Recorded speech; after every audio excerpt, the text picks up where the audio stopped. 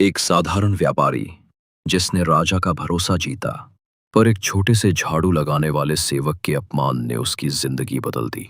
आखिर क्या हुआ उस दिन के भोज में और कैसे शुरू हुआ इस बदले का खेल, जानिए इस पंचतंत्र की कहानी में। वर्धमान नामक शहर में एक बहुत ही कुशल व्यापारी दंतिल रहता था। व्यापारी ने अपने कुशल तरीकों और क्षमताओं के माध्यम से राजाओं को बहुत लाभ पहुंचाया था। राजा को उसकी क्षमताओं योग्यता के बारे में पता था, जिसके चलते राजा ने उसे राज्य का प्रशासक बना दिया। राजा गंभीर स्वर में व्यापारी से बोलता है, दंतिल, तुम्हारी बुद्धि और मेहनत ने राज्य को समृद्ध बना दिया है। मैं तुम पर गर्व करता हूँ। दंतिल विनम्र स्वर में बोलता है, महाराज, ये सब आपकी कृपा है। मैं हमेशा आपके राज्य की सेवा करता रहूंगा। कुछ समय के बाद व्यापारी दंतिल ने अपनी लड़की का विवाह तय किया। इस उपलक्ष्य में उसने एक बहुत बड़े भोज का आयोजन किया। भोज का आयोजन बहुत बड़ा था। राजा, मंत्री, सैनिक और यहाँ तक कि महल के सेवक भी आमंत्रित थे।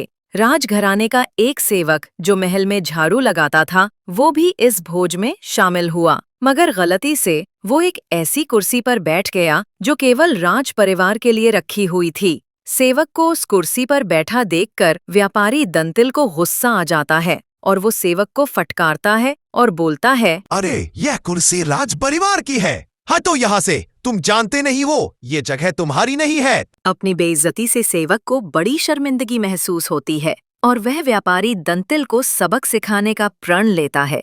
सेवक धीरे धीरे गुस्से में बोलता है, आज तूने मुझे सबके सामने अपमानित किया है दंतिल। मैं तुझे इसका सबक जरूर सिखाऊंगा।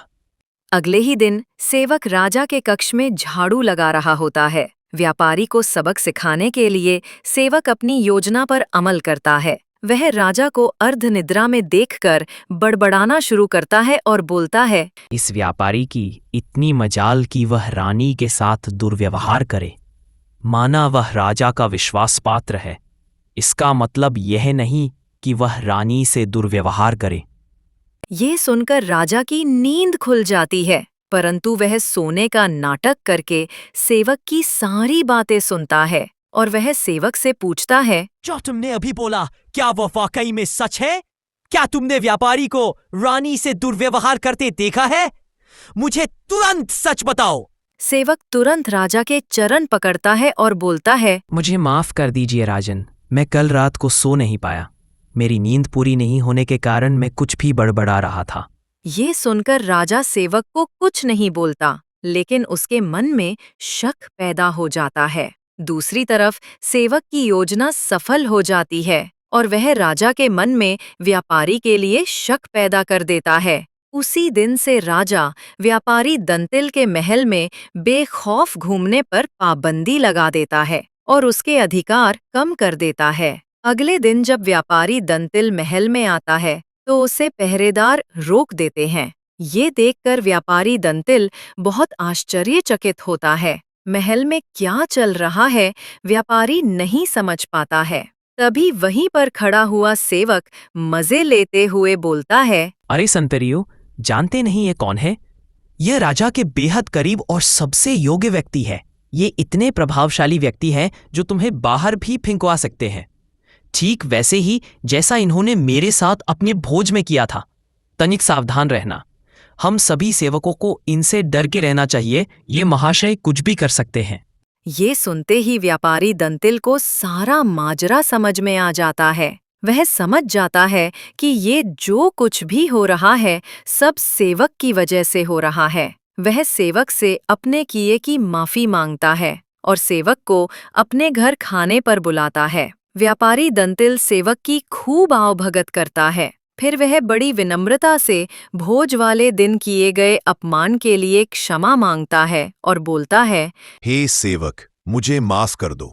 मेरे द्वारा भोज में तुम्हारे साथ जो भी किया गया वह गलत था। उसके लिए मैं तुमसे माफी मांगता हूँ। सेवक बहुत खुश होता है और व्यापारी दंतिल से बोलता है, आप चिंता ना करें, मेरी आपसे जाति दुश्मनी नहीं है। यह सब मैंने आपको सबक सिखाने के लिए किया था। अतः मैं राजा से आपका खोया हुआ सम्मान आपको जरूर वापस दिलाऊंगा।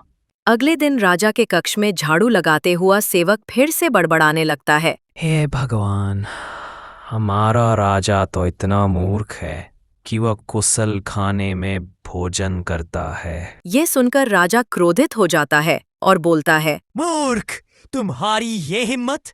तुम ये क्या बोल रहे हो? तुम मेरे बारे में कितनी ऊटपटांग बातें कर रहे हो? तुम अगर मेरे कक्ष के सेवक न होते तो तुम्हें नौकरी से निकाल देता। अगर आज के बाद किसी के बारे में ऐसी फालतू बातें की थी, मैं तुमको देश निकाला दे दूंगा। सेवक राजा के चरणों में गिर जाता है और दोबारा कभी न बड़बड़ाने की कसम खाता है। अपने किए हुए की माफी मांगता है। इसके बाद राजा सोचता है, जब ये मेरे बारे में झूठ बोल सकता है तो इसने दंतिल के बारे में भी झूठ बोला होगा। राजा सोचता है कि उसने बेकार में व्यापारी दंतिल को दंड दिया। अगले ही दिन राजा व्यापारी दंतिल को महल में बुलाता है और उसकी खोई प्रतिष्ठा वापस दिला देता है। ये कहानी भी हमें दो अद्भुत सीख देती है। पहली ये कि हमें हर किसी के साथ सद्भाव और समान भाव से ही पेश आना चाहिए, चाहे वो व्यक्ति बड़ा से बड़ा हो या छोटा से छोटा। हमेशा याद रखें, जैसा व्यवहार आप खुद के साथ होना पसंद करेंगे, वैसा ही व्यवहार दूसरों के साथ भी करें। और दूसरी ये कि हमें सुनी सुनाई बातों पर यकीन नहीं करना चाहिए, बल्कि संशय की स्थिति में पूरी तरह से जांच पड़ताल करके ही निर्णय लेना चाहिए। यदि आपको पंचतंत्र की ये कहानी पसंद आई है तो वीडियो को लाइक, शेयर, कमेंट करें और हमारे चैनल कुकी टेल्स को सब्सक्राइब करें।